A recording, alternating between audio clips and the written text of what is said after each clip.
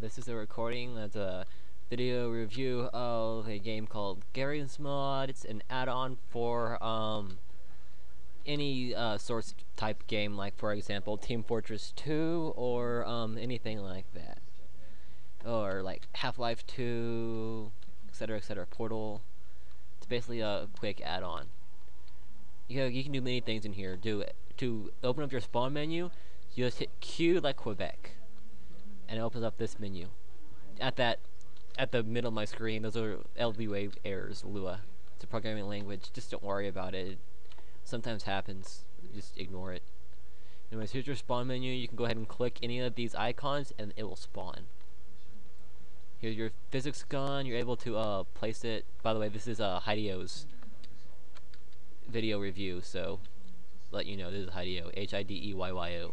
Hideo. This is your physics gun. You're able to grab any object, rotate it by holding down E, and freezing it in place by right-clicking. If you want to snap it to a grid at 45 degrees, hold down Shift, which is your sprint button, and E.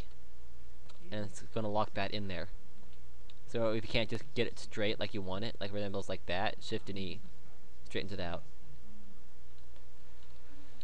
And you can do many things in here, but if you do get Garry's Mod, which I would, by the way, rate it an 8 out of 10, because it isn't perfect. You could do a lot more things in it if it was a better game.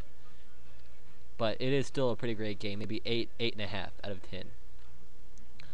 If you do get it though, what you want to get is PHX, which are good construction props, and wire mod, which allows you to do stuff like computer stuff to your contraptions. Here's a couple of PHX. You can build stuff with it, stack it, collide it, weld it, whatever.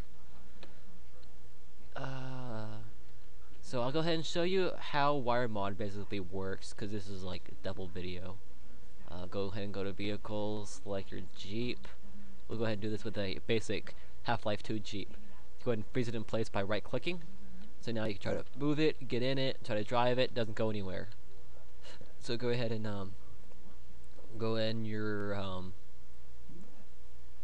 scroll and wire, scroll up until you find speedometer. Speedometer should be in wire detection. Place on the back of your Jeep. That shows the speed. But if you do put a screen on it, it's going to have a lot of decimal points, because it's going to tell you the exact value of the speed. And you don't want that, because in any car it won't tell you the exact speed, it'll tell you the approximation. So we'll go ahead and go to gate arithmetic in wire control and select the round chip. Go ahead and place the round chip close to where you're going to have the screen. It's going to be around here. I usually make the chip really tiny because it's really not important, but it's very helpful to have. Go ahead and in wire display, select screen, text A, select speed. Place that down, use your fizz gun, put it in place.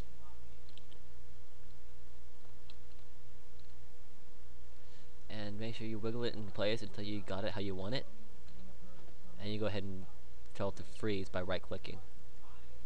Now you go ahead and go to your tools and weld it.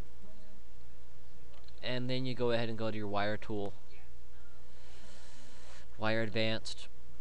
Wire the A of the screen to the out of the chip, and the A of the chip to the miles per hour in the speedometer. Now you gotta unfreeze everything. You do it by grabbing everything you froze, which is the screen and the car, or alternatively you can grab one of the items or any item and you hit the R button, R as in Romeo, and it unfreezes everything. Let's go ahead and try that out real quick. As you can see, it shows your speed decreases as you turn, maxes out at 35. And sometimes it goes 36, but 35 seems to be the usual max. You can go ahead and put the thrusters in here so I can show you how thrusters work, which is just very simple. Not wire thrusters are different than regular thrusters. Select your model, put it in the back. Now you get in it, press your thruster button. Aha, almost 200 miles an hour I just went. So thrusters are very helpful, and this is Hideo, Hideyyo, signing off. See you tomorrow.